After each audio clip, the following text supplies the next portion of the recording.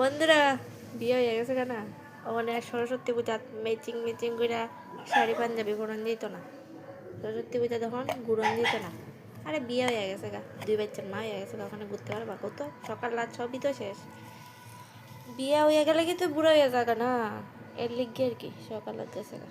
এটা আমার কথা না, কিছু কিছু মানুষের কথা, স্পেশালি আমাদের হাজব্যান্ডের কথা, যারা ভাবতেছো বিয়ার পরে জীবনটা সুন্দর, নিজের লাইফ এনজয় করবা, হ্যাঁ না যাইবা, একদম ভুল। আমিও আগে ভাবতাম, এখন এই যে 4 দেওয়ালে বন্ধ হয়ে আছি, আর কোনো উপায় নাই, এখন এই 4 দেওয়ালে বন্ধ তখন লাগবো। দেখো না চারিদিকে গানা বাজনা, সবাই যাইতেছে, আমি ঘরে বইয়া রয়েছি। আমার হাজব্যান্ড যে কাজ বন্ধ করতে পারতো না।